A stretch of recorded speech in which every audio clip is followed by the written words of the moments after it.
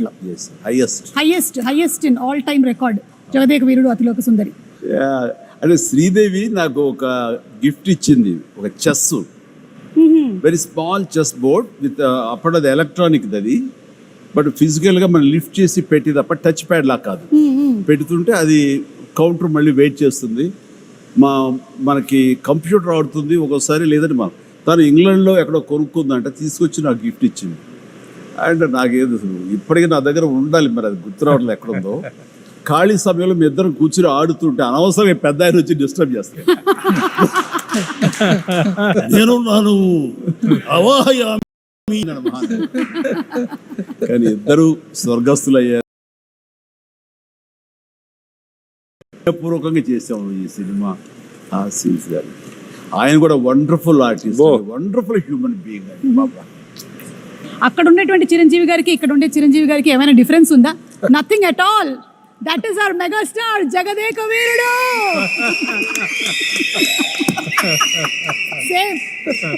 Same to same.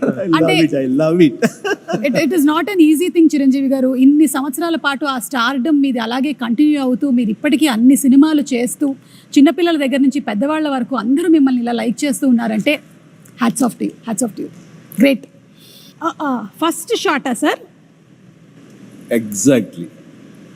And ఆ casino scene shoot చేశారా sir? ఏమండి? ఆ క్యాసినోకి వెళ్తారు, క్యాసినోలోకి వెళ్తాం కదా, వెళ్ళి అర్ధచంద్రాకారం ఒక కట్అవుట్ ఉంటుంది, దాని వెనకాల ఫోటో దిగితే అది ఎంత ఇంపార్టెంట్ సీన్ అంటే ఆ ఫోటోలో మేమందరం ఉంటాం, నేను పిల్లలు శ్రీదేవితో కలిపి దిగిన శ్రీదేవి గాయబ్ అయిపోతుంది, ఉండదు. ఎందుకు ఉండదు అనే దాని మీద మాకు ఫస్ట్ క్లూ, ఈ అమ్మాయి ఏమన్నా మానవ కన్య కాదా, ఇది అసామాన్య కన్య అనే డౌట్ వస్తుంది. అది సినిమాకి చాలా కీలకమైన సీన్ తర్వాత. కరెక్ట్. అండ్ అమ్మాయి మామూలు మనిషి కాదు అని నా రికలెక్షన్స్లో ఇది ఒక రికలెక్షన్.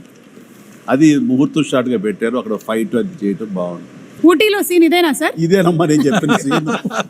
చలికి వణుకుతూ, అదేమో వీళ్ళందరూ అనుకుంటున్నారు చిరంజీవి ఆవేశంతో వణుకుతున్నాడు ఫైట్గా అనుకుంటారు, అది లోపల చలికి వణుకుతున్నారు.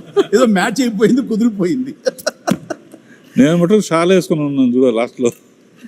అదే మీరు షాల్ వేసుకుని ఉన్నారు, మీరు షాల్ జస్ట్ టవల్లాగా వేసుకుని ఉన్నారు, కానీ మీరు కూడా ఏమి షాల్ కప్పుకోలేదు. కాదు, ఇదేమో బేర్ బాడీ, ఆ చలి అసలు మామూలు చలి కాదు. అప్పుడు ఆంజనేయ స్వామి గెటప్ వేసిన మేకప్ అండ్ స్టిల్ ఇక్కడే ఉన్నాడు. ఒకసారి వచ్చి కనిపించబోయా శివ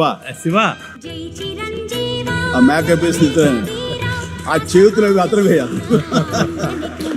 మీ దగ్గర ఉండేటువంటి ఆర్టిస్టుల్ని అలాగే మీ దగ్గర ఉండేటువంటి టెక్నీషియన్స్ని చిరంజీవి గారు మీరు ఎలా గౌరవిస్తారు అని, అలాగే మీతో పాటు ఇన్ని సంవత్సరాల పాటు ఒక టెక్నీషియన్ ట్రావెల్ చేశాడంటే అది నిజంగా మీ పెద్ద మనసుకి తార్కాణం వస్తుంది. ఇప్పుడే ఆ గెటప్ వేసిన ఆంజనేయ స్వామి గెటప్ వేసిన పంచుగుట్టిన షాజీ ఇక్కడే ఉన్నాడు.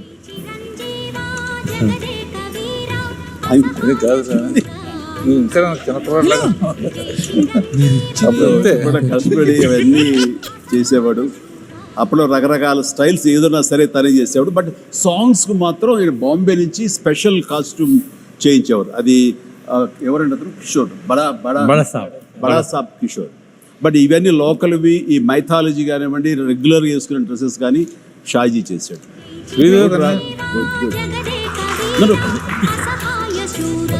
షాజీ గారు కంగ్రాచులేషన్స్ అండి. మీకు కూడా 35 సంవత్సరాలు పూర్తవుతుంది. May 9th మీరు ఫ్యామిలీతో కలిసి వెళ్ళి సినిమా చూడండి. అంటే ఇది కూడా ఫస్ట్ డే ఆఫ్ షూటే, ఎందుకంటే అదే కాస్ట్యూమ్స్ లో ఉన్నారు కాబట్టి మేబీ అనుకుంటున్నాను. మీరే సార్, మీరే the handsome, the most wanted director Raghavendra Rao గారే. కింద మన మనోడు, కింద మన స్టిల్ ఫోటోగ్రాఫర్ శ్యాము. ఇందులో ఆయన ఎక్కడ విన్సెంట్ గారు కెమెరా, ఆయన కెమెరా తోడు పక్కన చెప్తాడు, పర్యవేక్షణతో ఆయన రియల్ డైరెక్టర్ ఆఫ్ ఫోటోగ్రఫీ. ఆయన వ్యూ చేసేవాడు, ఆపరేటర్ కెమెరామెన్ అసిస్టెంట్ గా ఎవరికి ఇచ్చేస్తాడు. నేను ఎవరికో ఏదో చెప్తా, విఎస్ రెడ్డి ఉన్నాడు కో డైరెక్టర్. ఇక్కడికి వచ్చేసరికి అదే ప్రియతమ సాంగ్, ఇది గోల్డ్ ఫాయిల్ తోటి ఉన్న సెట్ ఆ పార్ట్. అది ఇక్కడికి వచ్చేసరికి సినిమా అద్భుతంగా వచ్చేస్తుంది, హిట్ వచ్చేస్తుంది నమ్మకం ప్రతి ఒక్కరు ఏర్పడిపోయింది. అందులో మా అందరి మొహాలు ఓవర్ కాన్ఫిడెన్స్ ఉంటుంది. ఇక్కడ రాఘవేంద్రరావు గారు చాలా కప్పుకొని కూర్చొని ఉన్నారు ఊటీలో, మాకు అర్థమవుతుంది ఆ చలి. మీరు సెలెక్ట్ చేసిన యమ యమ అందం సాంగ్.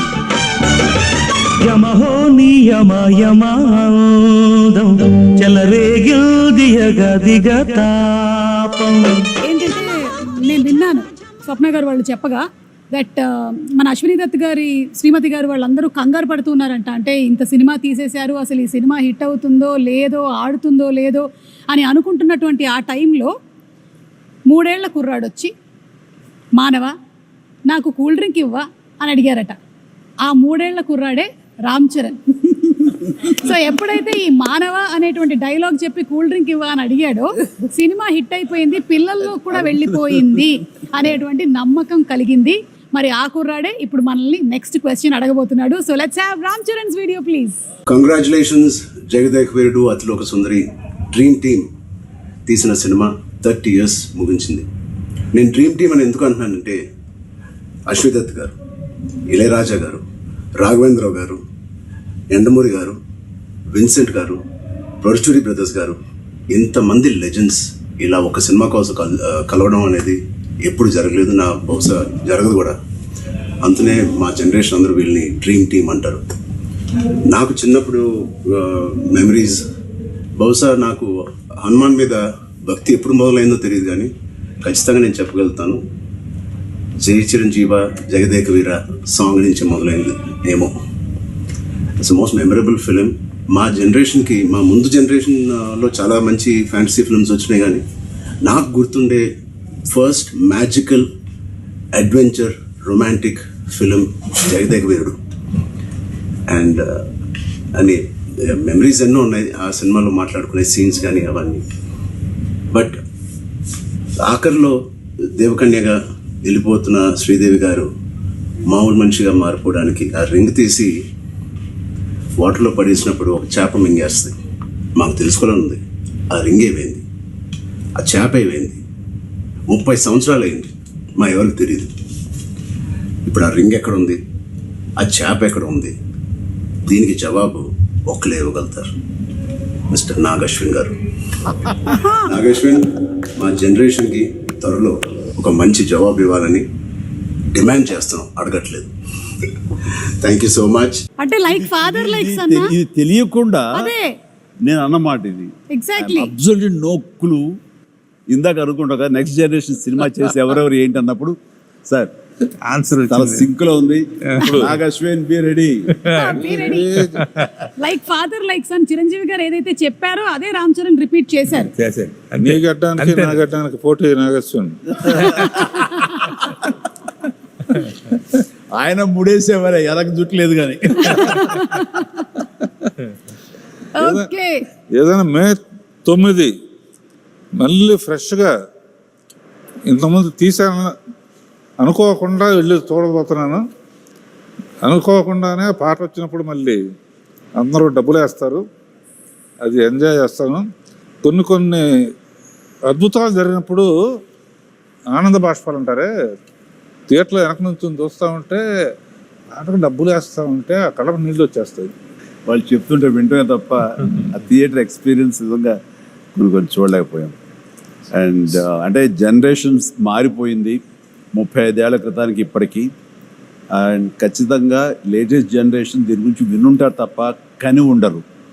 వాళ్ళందరూ చూడేసేందుకు గొప్ప అవకాశం ఇది.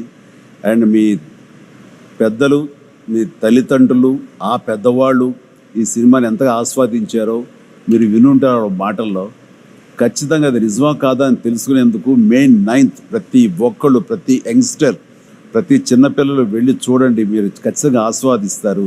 And entertainment is guaranteed. God bless. జై చిరంజీవా.